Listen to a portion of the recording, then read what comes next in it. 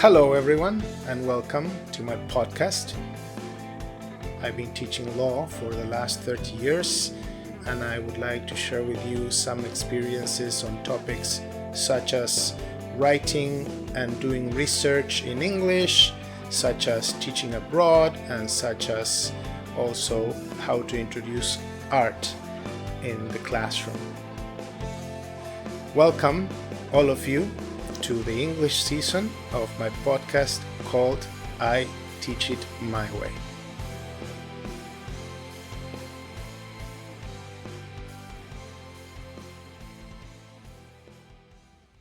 Hi Santiago, hi Marina. Hi. Hello, how are you? Welcome to another episode of this podcast. Today we're going to talk about languages, and we're also going to talk about music, art and literature in your classes. So we've talked about languages, especially English, in another episodes, and how important it is for a lawyer who wants to expand professionally to speak this language and to manage it very well.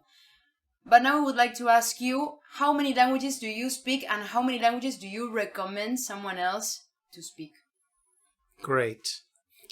Well, other than English and other than Spanish, I started studying French in high school, and then I was done, so to speak, with French when I was more or less halfway through law school. And then when I was done with French, I started studying German. And I was done, so to speak, with German more or less 2 years after I graduated. In both cases, I decided to study these languages at the official institutional centers of language training, l'Alliance Française, and the Goethe Institute, and I favor very much that options. Whenever someone says to me, I'm taking private lessons, which people mostly do in English, I don't think much of that. And I think there is so much to be said for the experience of studying in one of those majestic institutions as Goethe or l'Alliance, or in my case with English, International House. And then I started studying Italian much later down the road. And very recently I started studying Mandarin, which I cannot say that I can speak. But I can say that I can read Italian and French and speak them fluently and understand them. And I can understand German, although I cannot write in German and I have difficulty in reading in German. It depends on what you want and who you are, of course, how many languages, why. In my case, I love Spanish, and studying other languages helped me understand better my own language. And then I love languages. They're like a game, and I like the game, so maybe some people don't have those reasons. And still, I would think that for anyone who might think of becoming an academic, and this podcast is for such an audience, to master at least one other language other than English, I think is quite something. These days, of course, for many, such a language would be Chinese or Mandarin, and I think it's an interesting option given the direction in which the world is going. Mm-hmm. So these languages have been useful in the academic environment? Very, although in ways that I hadn't planned. Such as? In the sense, I'll tell you in a second, but in the sense that the only true reason for me to start studying French, German, and Italian was because I liked them. I liked the idea of getting to know those languages and cultures. That was the reason. But then later, I had many teaching opportunities in Italy, like 10 or 12 maybe. The first time, I remember, this was in 2009, as I was struggling with my Italian, taking the lessons, and I go to Italy, and most of the speakers at this conference in Lecce, in the south of Italy, they spoke in English. And they were from all around the world, from Turkey, from Germany, and I spoke in English. But in the breaks, I would chat in my half Italian with the audience, mostly students. And after some entertaining conversations, the last day, the students said to me, "Professor, next time you come, don't speak in English. Speak in Italian, even if it's bad Italian. Because here in the south, in many parts of Italy, they don't speak English very well. And this is true in many parts of the world. They have to use it for some purposes, but if someone can do it in their language, oh my, they really appreciate that." And since then, always in Italy, in Italian, wonderful. When I went to Germany, same. Although I couldn't lecture comfortably in German, I would speak at times in German, and that helped a lot.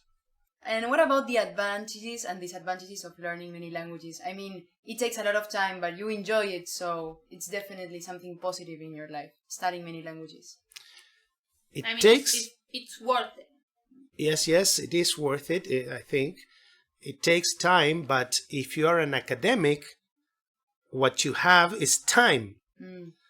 So one of the great advantages of my profession is I can carve in the reading of a certain book that within my working hours, a background reading.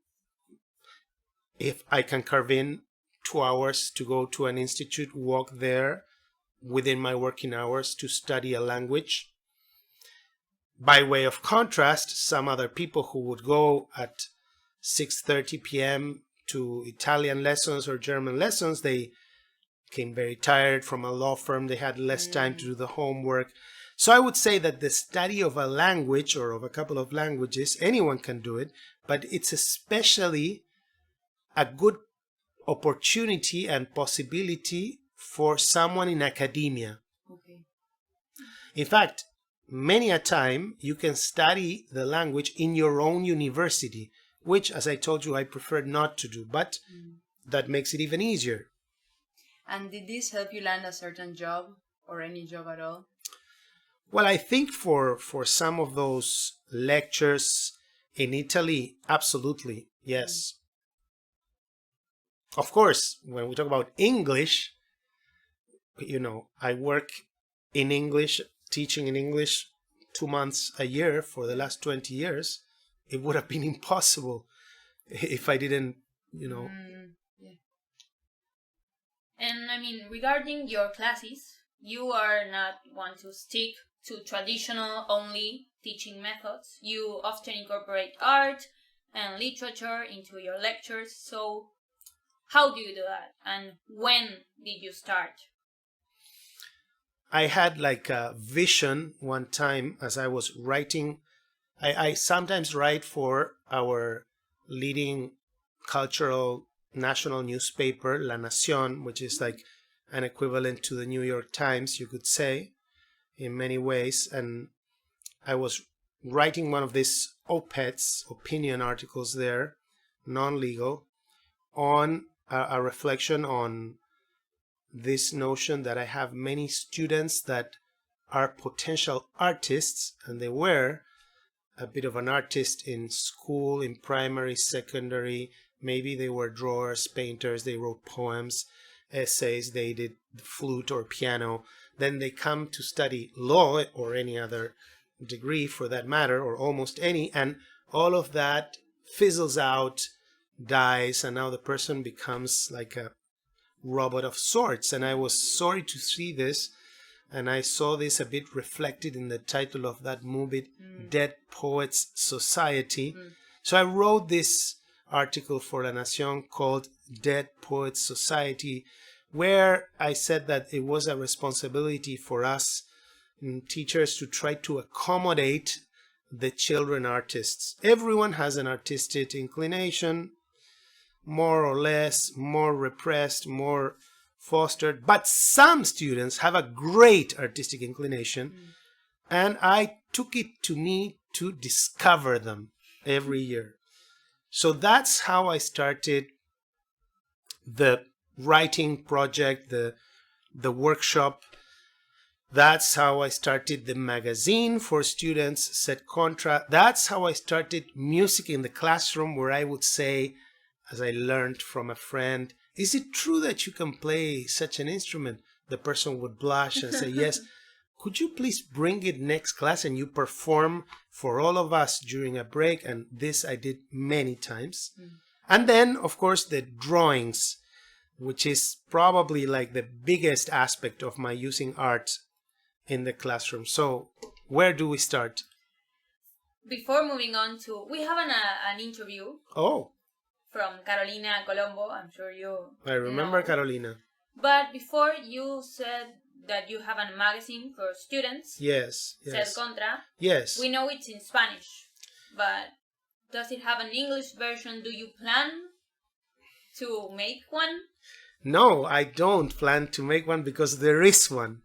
So the version in Spanish is called Sed Contra, two words in Latin that mean against, Sed Contra.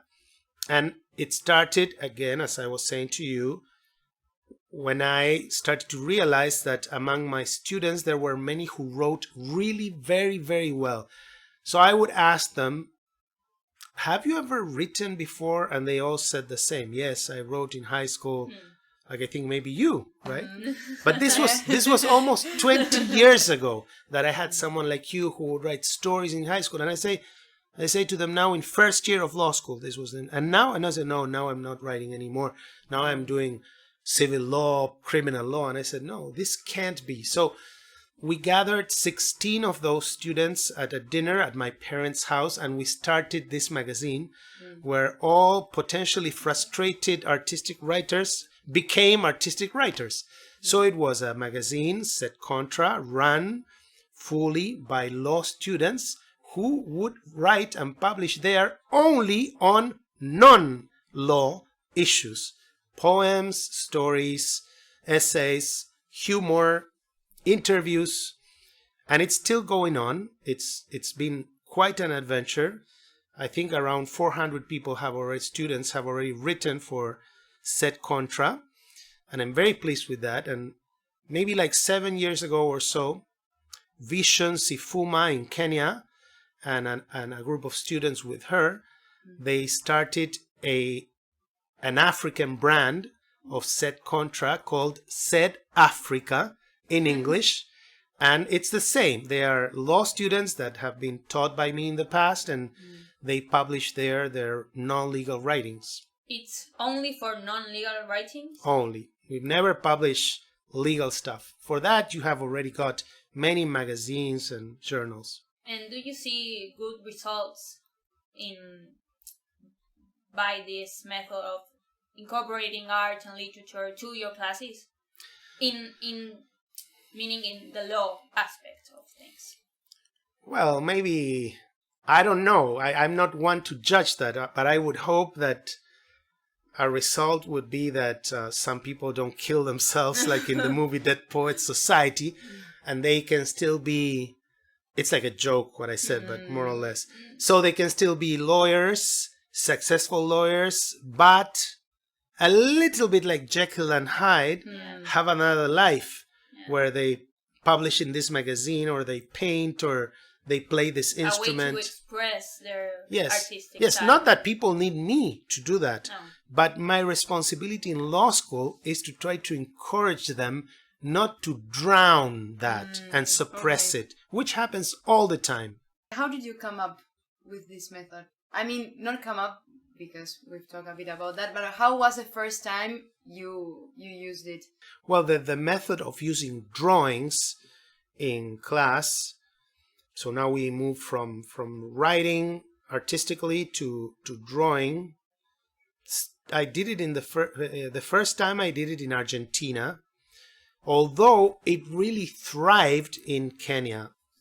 But the first time I did it in Argentina, and it was the result of something that happened to me as a student.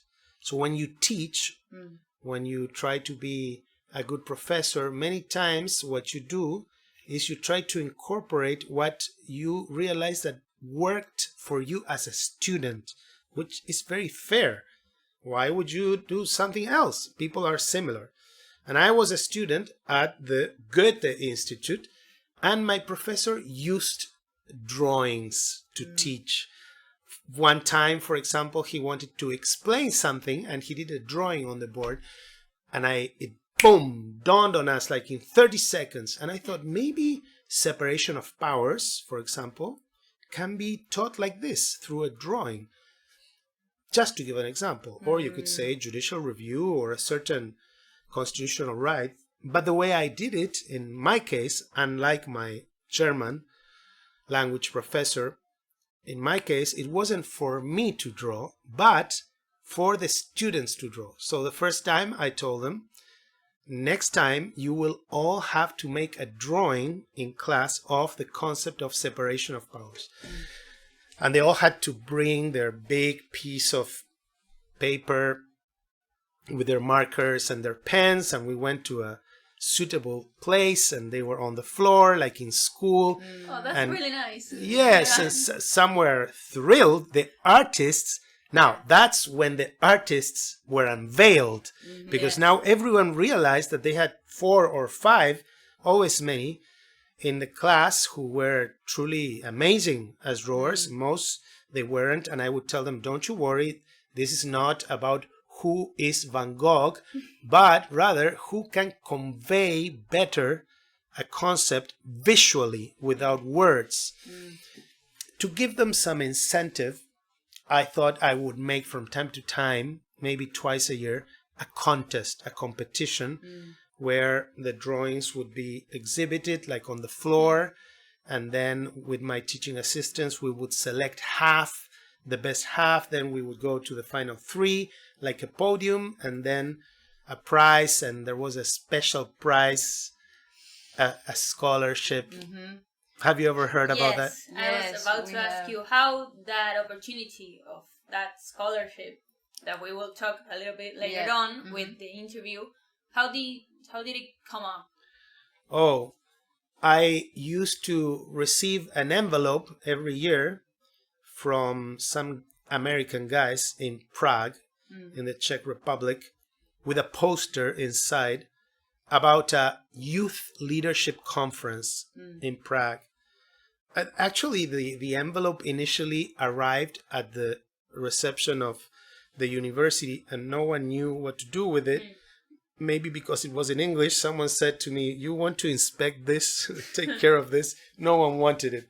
I opened it, I checked the email, I wrote to these people, and I said, guys, we received notice of this, and I'll place the poster. Oh, thank you so much. Is it okay if we send you every year? Sure thing. So I was like their liaison. It never occurred to me that we would ever meet, or that I would get a scholarship for my students from these guys. I wasn't doing the drawings at that time. But one time I visited Prague, and before I went to Prague, I actually visited Vienna for a conference for the World Justice Project. And before going to Vienna, I wrote to the Americans in Prague and I said, I'm going to be in Vienna. They said, come to Prague. We invite you. We meet and we talk about doing things together. And in that conversation, I was now already doing the drawings thing. I told them, and they said, okay, we will give a prize to the best of your students every year for them to come to Prague. They'll have to cater for their travel, but we will cover the whole conference for them. So that's how I got it. Okay, That's I think it's time that we listen show to the people the interview. Oh. Well, Carolina Colombo is a former student of Santiago, and we asked her about your art contest and her experience after winning one of these All right. scholarships. Hi, how are you? My name is Carolina and I took Constitutional Law and Constitutional Rights and Guarantees with Santiago back in 2017. And it was during the study of this second subject that Santiago proposed to us to take part in an art contest, an idea that he had already carried out on previous years, both at my university as well as other universities around the world where he's a professor. I think one of those was in Kenya. And the task consisted of illustrating an idea or concept present in the book El poder de policía y la moralidad pública, of which he's the author. And all of us found this idea to be very original and even fun. I think that when you're a law student, you're really used to just reading and memorizing different data. So that's why this new way of studying seems so entertaining to us. Santiago also told us that the prize for the winner would be a grant to go to the city of Prague, and I was lucky enough to win first prize and travel to Prague.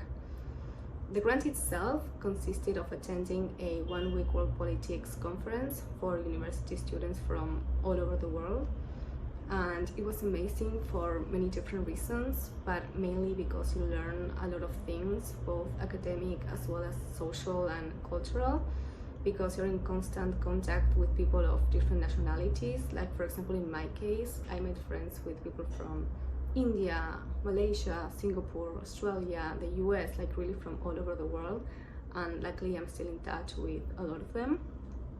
I even went on holiday to Australia back in 2019 to meet the girl who had been my roommate. So yeah, if you get the chance to take part in this contest, please do. Apart from the trip to Prague, I think the contest itself is a very interesting and fun way of learning. So yeah, I highly recommend it. But that's it. Thank you so much for having me. Thank you, Carolina, for participating and sending us this video. And well, Santiago, do you wanna say something about? Wow, thank you. Yes, I mean, I'm so happy that it had such a beautiful impact in her life. That's great. She said, like you said before, that it was good for her to have this artistic way of expressing her I don't know, hobbies or this artistic side of her while she was in law school, which is that's good. A really like strict environment, and I think we all appreciate it. For example, you said that drawings really help you as a student understand topics, and when you explained us the different justice system that Argentina has, when you did those pyramids, I was as master at that topic from day one, because I have in my head still now the image of the 3 pyramids and this Kaaba plus 1, and so. Well, I'm glad to hear, because I'm a terrible drawer, but I still do it because I'm convinced that it has that usefulness. Now, if I can do it, anyone can do it.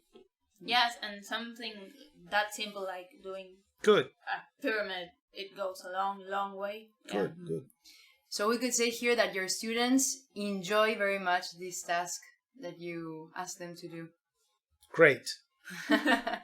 And did you have any expectations when you began with this new method? Well, my hope was that they wouldn't fire me for introducing kindergarten methods, but it went okay. Maybe no one found out. And well, we've talked about teaching through drawings, but from another student we've heard that you also teach through music. How does that work? Well, as I said to you, I have so many student musicians, and I try to give them some room, or I sometimes gather with some of them and play. I play myself the drums a little bit. So some gig in the uni, maybe, that kind of thing. I've played with students more than once. And how often do you ask your students to show? Not very often, because you need to teach. But it's like an entertainment, in-class entertainment. I would even during the pandemic, I would teach this group on Zoom, and I noticed everyone was tired, so I would ask a student whom I knew was game. I would say to her, "Catalina, can you sing for us?" And immediately she would start singing, just to give you an example. Because when we were, preparing this interview, we thought, how can you make music merge with law? Maybe that was our biggest question. You can't. You need music to survive law. Okay. Okay. Yes. And would you recommend, a future professor a future professor to implement this method and to use this method in their classes? Maybe after a few years of expertise, but Which method? using music, art, and drawings.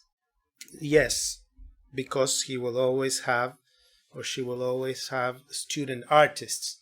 So I think should be upon any professor to have an eye open to that reality.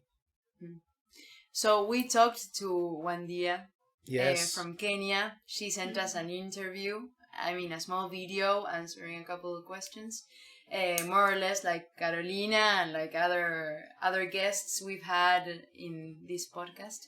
So let's listen. Please. About Santi and music, clearly music is a big part of Santi's life. He talks about it, he writes about it.